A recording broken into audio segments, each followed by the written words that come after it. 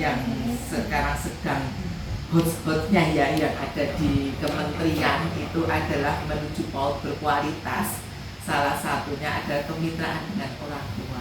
Dan ini memang nanti di semester 2 ini kita akan lebih galakkan untuk pelibatan orang tua khususnya untuk pembelajaran. Kemarin sudah kita buka dengan mengundang salah satu orang tua murid untuk pemberian materi pada narasumber bakpia nih, pembuatan bakpia.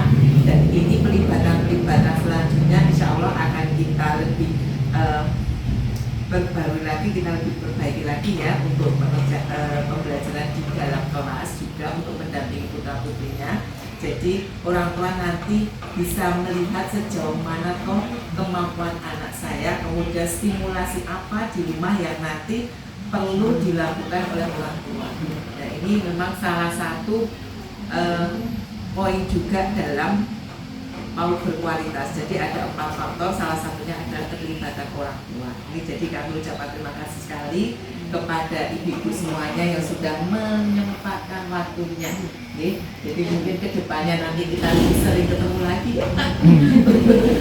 pelibatan PAUD ini ya, sehingga mudah-mudahan PAUD kita menjadi PAUD yang berkualitas seperti harapan dari pemerintah.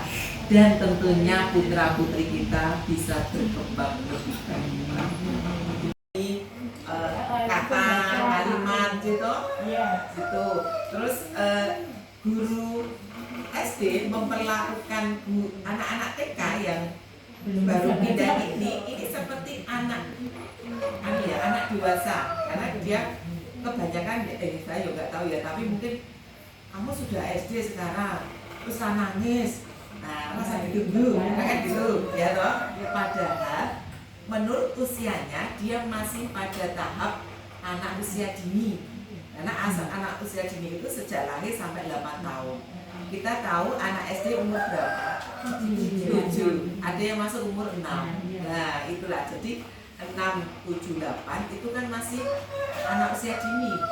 Dia masih mempunyai karakteristik anak usia dini. Dan dia juga masa transisi. Perlakuannya, karakteristiknya karena masih anak usia dini, memperlakukannya juga masih sebenarnya seperti anak usia dini. Nah yang terjadi adalah kesenjangan itu. Nah di kedepannya kalau anak itu tersebut siap, dia bisa menerima itu baik-baik saja ya.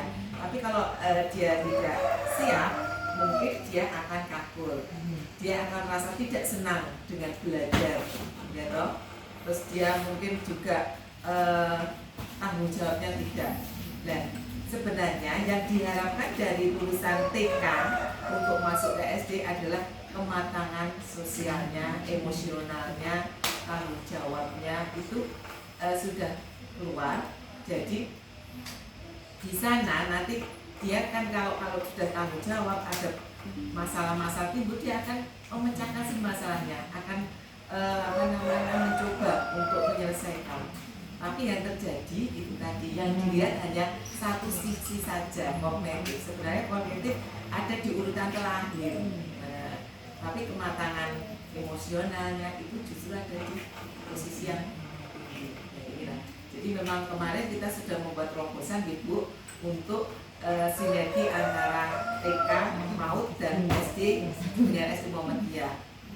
Jadi di sana nanti di SD Muhammadiyah, insya Allah setelah kita sinergi itu akan mengesat kelasnya itu menjadi ramah untuk anak-anak usia dini ini. Kemudian juga di sekolahnya itu juga insya Allah nanti mau disediakan mainan-mainan untuk anak-anak usia dini. Jadi dia punya rasa nyaman. Karena anak-anak itu belajar kan yang disentuh limbiknya. Jadi kalau limbiknya nanti terbuka, dia seneng, dia pasti akan memberikan apa-apa yang dia diminta gurunya ya, pokoknya habis mainan ini, oh ya nanti dikerjakan ya PR-nya, oke. Nah, dia juga seneng, ya toh, dia lupa.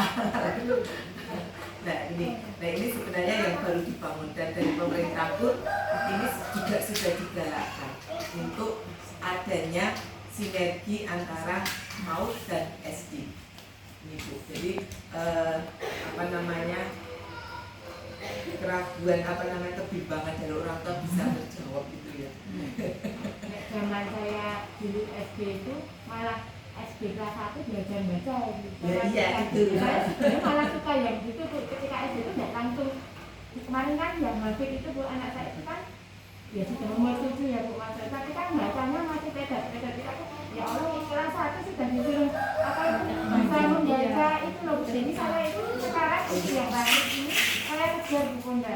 Saya takutnya seperti anak saya yang pertama itu kan memang saya tidak bisa mengejar dia membaca ketika itu. Tapi ketika saya mengalami anak saya sudah masuk SD, saya dituntut harus bisa membaca. Maka dari itu saya sekarang evaluasi yang kecil ini sekarang sudah saya kenalkan Bu, makanya langsung itu walaupun lalu di rumah saya ajari duduk, saya takut tertinggal seperti kakaknya. Kan aku itu covid Bu, jadi masih di rumah. Tapi saya sudah tahu ini kok sudah disuruh membaca begitu kan, walaupun sekolahnya dari rumah, tapi kan ada makanya Google itu loh Bu, terus membaca. Ya Allah, ini besok berarti yang kedua saya harus evaluasi. Makanya saya itu yang kedua ini kan saya ajari Bu, saya juga untuk membaca menulis tetap saya jangan sampai ketinggalan seperti kakaknya. Tapi kan misal di SD tidak dituntut seperti itu kan kita agak lega ya Bu. Tapi kan saya SD sepertinya memang dituntut harus bisa baca itu loh Bu. Saya khawatirnya di situ. Dari yang kedua ini saya tetap ngawetani, tetap saya ajari. Yang pertama dulu cuma ikut kelas di sekolah itu ya Bu. Makanya sekarang kemarin saya juga bertanya kok nggak beres ya saya kok nggak beres seperti Hafid dulu. Oh berarti memang nggak boleh ya ada sekarang. Misal ada itu ternyata juga menolak begitu. Sebenarnya memang tidak pasti ya. Karena yang hadir juga dari pengurus Aisyah. Pengurus Aisyah pun alhamdulillah yang dilengkap yaitu dari pihak PCM dan PCA. Kemudian juga SD diberikan saran supaya mengadakan tes tersebut setelah anak diterima. Jadi kesannya bahwa tes itu bukan, walaupun dari SD mereka mengatakan itu bukan syarat untuk diterima. Oke, kalau itu bukan syarat untuk diterima, kenapa tidak dilaksanakan sesudah diterima? Jadi nanti harapannya itu memang untuk pemetaan kelasnya, tapi kan kesannya bukan syarat masuk SD ya gitu. Jadi nanti pelaksanaannya yang dirubah, diganti, dibalik. Karena anak-anak pada dititipkan si bayi itu daripada orang tuanya lah ini wacana-wacana tentang pendidikan anak usia dini yang kedepannya. Dan alhamdulillah kalau di kota Yogyakarta sudah ada peraturan wali kota itu tentang wajibnya pendidikan anak usia dini 1 tahun. Ini sudah diberlakukan.